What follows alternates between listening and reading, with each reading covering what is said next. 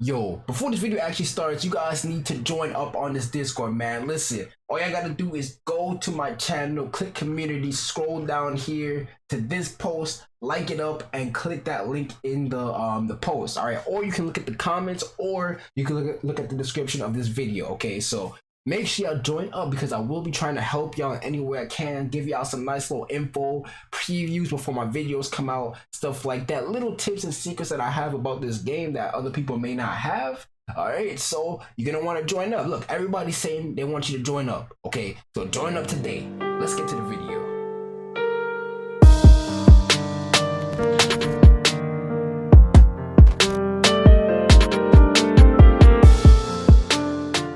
Yo, what's good, y'all? It's Ethereal. So today we are going to be reviewing the 7 legendary swords. In my opinion, it's 7 legendary because there's no other swords in Naruto that do what these swords do. But basically, we're going to be reviewing the 7 swords of the mist, the 7 ninja swordsmen of the mist swords. I guess, yeah, that's what we're doing. Yeah. But I'm gonna call them the 7 legendary swords because these swords are actually something serious. If you get it for PvP, you will be automatically top tier. All right, so let's go ahead and get to reviewing. So the first sword that we are going to review is the Hiramekarei.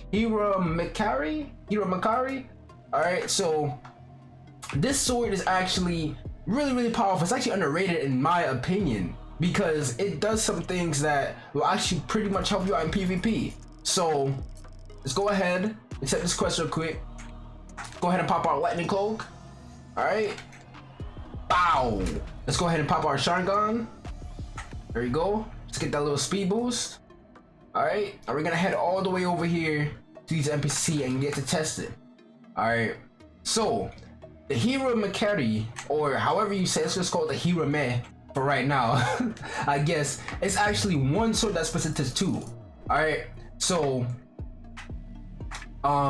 you know, standard LMB combo, right? But then the E move for it, is actually pretty interesting. You get like a slight speed boost, and you get like a hitbox in front of you that smashes down and damages everything within that vicinity. So this move is actually pretty fast on cooldown as well. Like as you guys can see, like it puts you in the air a little bit, so like you get like these weird animations that it will be hard for people to track you with. So that's the Hirameki or Hirame, however you want to call it. All right, next up we have the Kabutowari. All right, and the Kabutowari is right here, probably my least favorite out of the 7, but it's actually pretty good in my opinion. I'd rather have this than the Hirame in my opinion because it's like an instantaneous move. There's no like build up, so it's actually pretty solid for that reason. You have a hammer and axe. Now this is actually supposed to just break. I haven't tried it out yet, but it's supposed to automatically break any defense. Like that's literally what the purpose of the legendary weapon is, to break any defense. This is why I said that these are like legendary weapons. All right, so let's go ahead and get an M1 combo. And then as you can see, it like shoots them up in the air. Good shockwave, good damage, decent damage for an instantaneous move. And the cooldown is also pretty quick, I do say so myself. Next up, we have the Kiba weapons. Now the Kiba weapons are a little bit saucy. All right, another dual pair of weapons. These are actually specifically tied to the Mist Village in the close community.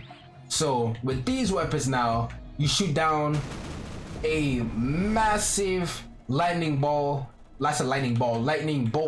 chain reaction that does actually a lot of damage compared to the first 2 weapons that we just reviewed. So let's go ahead and look at that again, but it does have some build up to it, so it's going to be actually hard to hit. So let's look at that. 10,000 each that time. Before it did 27,000, a little bit on the inconsistent side, but it's still good weapons nevertheless. So if you have these weapons, you should be good, especially if you like hit him away. I'm actually gonna try that right now if he doesn't die. Bop. Hold up. Bop. See, good damage, and you can just run up on them again, maybe even pop another lightning move, and they are infinitely stunned. So that is the Kiba weapons. Hello? Miracle, wake up. Next we have the Kubichi Boko, whatever, and that is basically Zabuza's weapon. Alright, Executioner Blade. So what this is supposed to do in the show is when you hit a person, it's supposed to technically drain their health and repair itself. I think it'll be pretty cool if I got a passive where like if you're hitting somebody with this, you actually hit a little bit, but I guess that would be a little bit too busted. But in this game, it gives you a really decent speed boost, and it keeps the person stunned, and it does like a knockdown. This actually does like a true stun, if I do say so myself. Like basically you keep the person stunned on the floor instead of them being able to move backward and stuff like that. To NPCs it doesn't do it, but it does have a nice cooldown on it. You can like move around, maneuver around them. Hard to block because you can do that as well, but really solid move, I do say so myself. It folded. Let's finish him off with it actually. Let me just show you guys the speed boost real quick. It's actually one of my favorite things to do in this game, which is get my executioner up, get like a little something else up, right, and then just zoom around at the speed of light because of how big the speed boost you get with it is. So that's that. Now we have 3 more weapons to review, and these 3 are actually the most powerful out of the 7.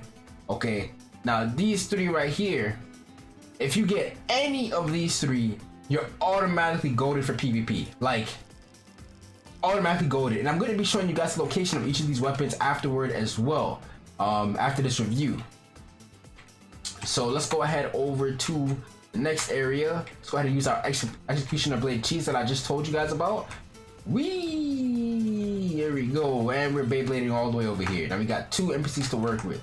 Alright, now next up is the Nuibari. Like I said guys, this weapon is goated for PvP. If you get this, you should be good for PvP. Alright, I'm gonna show you guys a little combo with it. So this weapon binds a person and brings them back towards you, and it has a pretty big distance as well. Let's go ahead and look at that. If I hit him away, bring him back, he's stunned up. Then I can do something like this, right? Bring him back. It's very solid weapon for PvP. Easy to string your combos together, instantaneous as well, by the way, and it has a pretty quick cooldown as well. Check the distance on. I think it came from like this distance. Yup, and I could just finish him off like that. Simple, very simple. Nuibari, top tier for PvP, probably like the 2 top out of the remaining 3 that we have. So that's the Nuibari. Next up we have the Shibuki weapon. Now Shibuki, it doesn't do explosions on hit, but I will say this though, when it comes to impact power, like you hit the person away and look at how much times you can hit them with it. So if you actually angle this or move back even, you'll be doing some pretty good damage, and you can control exactly where the explosions are gonna go. I'm gonna show you guys an example of this right now. Down. Alright, watch this. Bow, bow, bow, bow, bow, bow, bow, bow, bow, bow.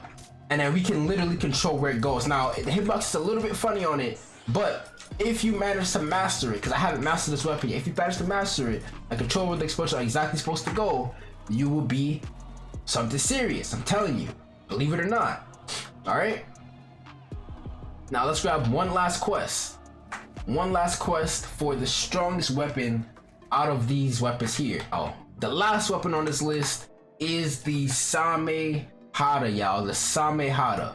All right, now the Samehada is the best weapon simply because of the fact that it literally drains people's chakra, which is a primary thing in this game. Like if you want to substitute, which takes a percentage of your chakra, Samehada helps prevent that. If you want to, you cast any jutsu, because most things in this game take jutsu except for taijutsu and weapon skills. If you want to cast weapon skills, it helps prevent that. Here you go. Now, it doesn't tell you, I don't think it gives you chakra back yourself, but it does absorb the chakra back into the weapon now. So keep in mind for that. All right. Yeah, it doesn't give you chakra back anymore. It used to though. It used to just drain your chakra and give it back to you. I think only the Hoshigaki specific clan gives you your chakra back when you actually hit an opponent. But this drains like crazy, guys. Like don't be fooled. This drains like crazy. Like I think like maybe like 4 full M1 combo strings and a person's chakra is probably already at like 25%. Like 25%, guys. So Samehada for sure something serious. It's really probably, in my opinion, my favorite weapon to use for PvP, other than the Nuibari, because of the fact that you're literally just gonna be immobilizing the enemy, especially if you have something like Lightning Cloak on. All of the chakra is drained, and a lot of things in this game take a good amount of chakra to use. Big hitbox for the weapon as well. The E move on it, it actually stuns them in place and keeps them slowed while damaging them. So while they're in this, they're getting their chakra drained, and in addition to that, you are literally sapping their chakra from them. So Samehada, top tier for PvP alongside the Nuibari. It's really like a personal preference, to be honest with you. Now let's go ahead and look at where all of these swords spawn. Alright, so coming up first, we have the Samehada spawn. Now the Samehada spawns right here next on the left of the Akatsuki door. It spawns right here. Out in the open, so if you guys want to go ahead and grab that, you can. Very solid weapon, like I said, that's why I put it first in this location list. Next up, we're going to go ahead and show you where the Nuibari is. Alright, coming up next, y'all, we have the Nuibari. Now, this is pretty confusing on how to navigate it, but let's use the Mizukage's office as a reference point. So you go to the Mizukage's office, you go straight from here, you're gonna see like a bunch of like pillars and rocks in the distance, like sort of towards the front of it, and the Nuibari spawns right here inside of this place right here. You just gotta look around and yeah, you'll find it. After the Nuibari, I'm gonna show you guys where the Hiramekarei is. The Hiramekarei, it spawns on top of the Mizukage's office, which would be right. Gonna have to probably substitute to get up there. Or we could tree jump, actually. I can tree jump to get up there. So fast. I'm so fast. Alright, so yeah. The Hiramekarei spawns right here on top of the Mizukage's office. And from here, we're gonna go to the Kabutowari. The Kabutowari spawns near the tournament arena. Let's go ahead and run over there real quick. Kabutowari spawns right here next to the shooting exams area, right here in this area right here. We're gonna go for the Shibuki next.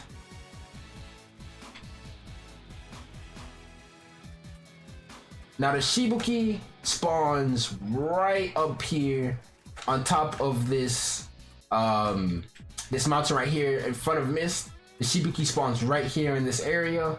The explosion tag weapon, so that's that. Next, we have the Kiba weapons. The Kiba weapons spawn right here next to this gate in this corner. In this corner right here. So if you want to grab the Kiba weapons, they spawn right here in this corner.